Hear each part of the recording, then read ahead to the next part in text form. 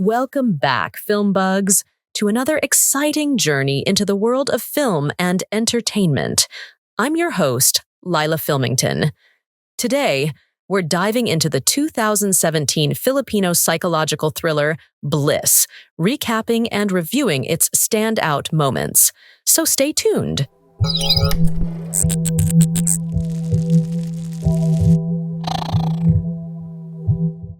Before we jump in, here's some background. The film is directed by Jerrold Tarog, who also helmed one of the segments in the latest installment of Shake, Rattle and Roll Extreme, Mukbang to be specific, a movie we reviewed this past summer. If you missed that review, you can find it via the link in the top right corner of your screen or in the description below.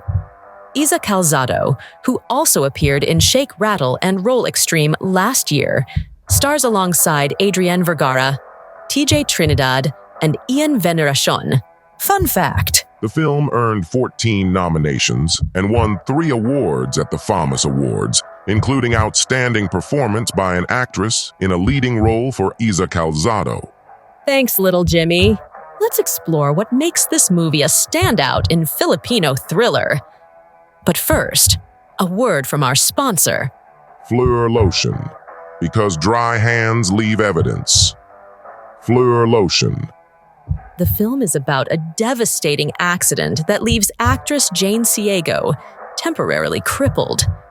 As she tries to recover in her home, she starts experiencing a series of unsettling and terrifying events that blur the line between reality and delusion.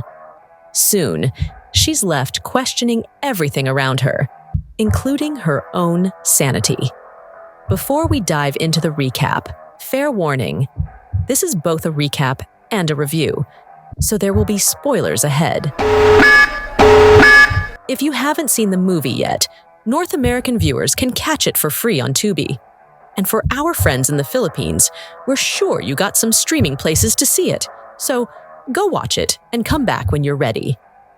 Now, let's get into it. Jane wakes up to a new, difficult reality. She's stuck in a wheelchair in a house she can't escape, no internet, and not even a phone charger to make a phone call. And she's surrounded by bizarre and untrustworthy characters, including creepy-ass nurse, whose intentions seem far from professional, or good.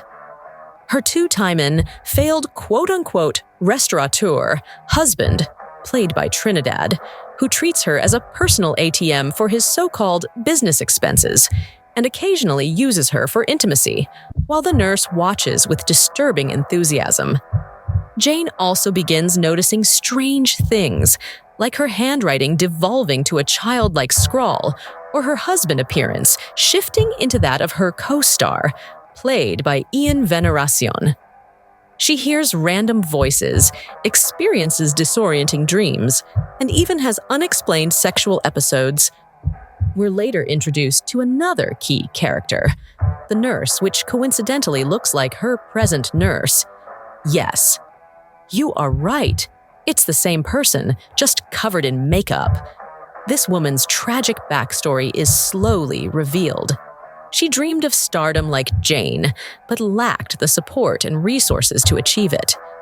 Coming from a broken home, neglected by her mother, and molested by a neighbor, she grows up to perpetuate the same abuse she endured. Now living in a shack, molesting patients and obsessing over Jane, while lathering herself with lotion. It rubs the lotion on its skin or else it gets the hose again. As the story unfolds, we also see side plots involving Jane's two-timing, lousy, lying, low-down, four-flushing carcass, self-pitying, irresponsible gambler, and ultra-jerk of a husband, Carlo number 1, played by Trinidad, and his best friend who also plays Carlo number 2, played by Veneracion. Carlo number 1 is a who complains about his mother-in-law's disdain, a disdain he entirely deserves. We also see her awful, cans dreamin', tacky, abusive director, and her mother / manager / agent / future Tagaytay homeowner and Maldives tourist. Nearing film's chilling climax, Jane finds herself trapped in a living nightmare. She uncovers the horrifying truth. Her so-called husband and nurse have been plotting against her, what her last movie before the accident was all about, according to her director. This leads to a moment of violent retaliation, where she kills the nurse. I'd say more of a self-defense. Repeated. Violent self-defense, only to realize later she's actually killed her husband instead. Then comes the shocking twist. Jane realizes she has been in a coma all along, trapped in a hellish dreamscape constructed by her subconscious.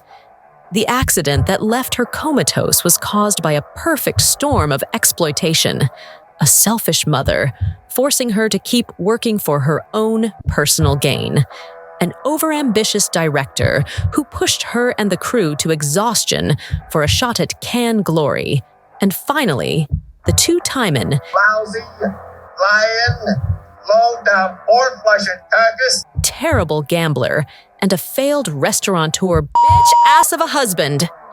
The film ends in the hospital, where Jane's husband, mother, and director argue about her fate, while that sassy phone charger Hagen, lotion latherin', It rubs the lotion on its skin. bowl head smashing, creepy-ass molesting nurse is preparing to assault her again. But just as the nurse leans in for more comatose lovin', Jane suddenly wakes up, locking eyes with her as she moves up to kiss her. The screen cuts to black, leaving us with a haunting, unresolved ending. I guess it's up to you to decide how it all ends. Maybe in your ending, she snatches a glass bowl and smashes it over that creepy nurse's head and bolts straight to Cannes alone. Or, check this out. She kisses the nurse back, confesses her undying love for all the time she's given her. And the two of them elope to Cannes together, living happily ever after, while getting unlimited amount of... I actually like that ending, but it's your call. Let's dive into the review. The performances, particularly by Iza Calzado and Adrienne Vergara, the nurse, were remarkable.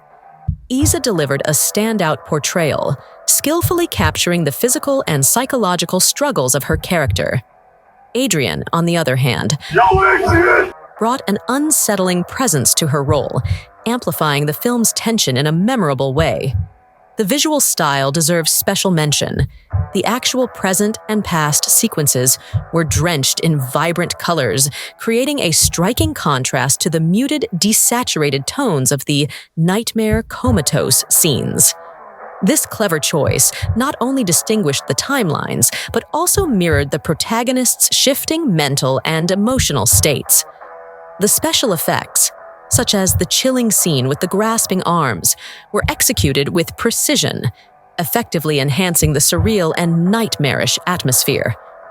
Now, on to the drawbacks. The plot twists and revelations were a bit too predictable. By the 30-minute mark, I had a strong sense of where the story was heading, largely due to the film's similarities with titles like Ghost Stories, 2017, and the classic Jacob's Ladder. For those familiar with these films, the foreshadowing here might feel heavy-handed.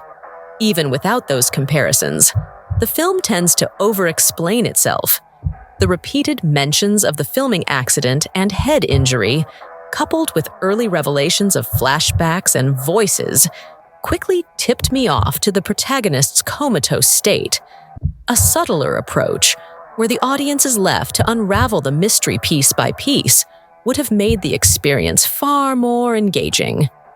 This is something Ghost Stories executed brilliantly, withholding key details until the climax while weaving its narrative as a tightly interconnected anthology. That level of restraint elevated its storytelling to another level.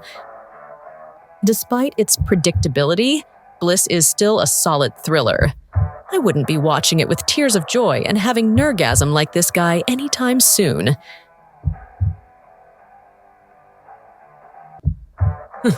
Oh my. but the strong performances and striking visuals kept me invested throughout. While the film would have benefited from more narrative subtlety, it remains a compelling watch for fans of psychological horror.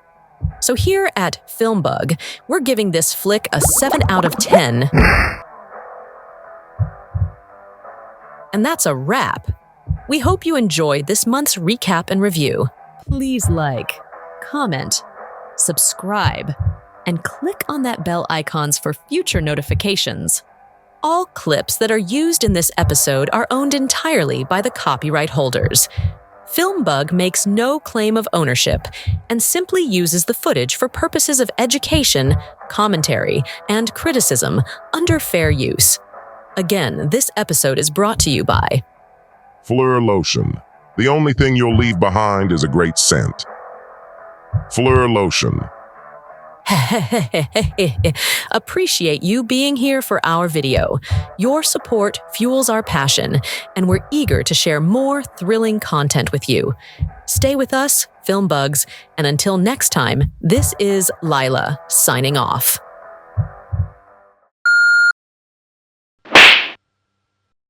Fleur Lotion. For when your alibi needs to smell as good as you do. Take 10. Fleur Lotion. Moisturize first, molest later. Fleur Lotion.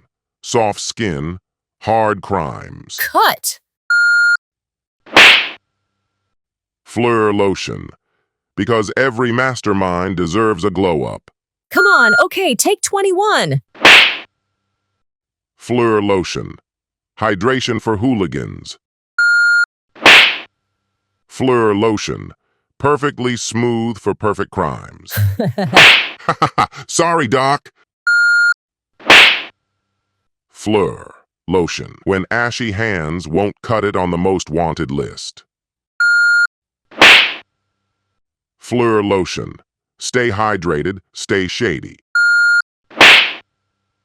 Fleur Lotion. Smooth skin for devious plans. Cut!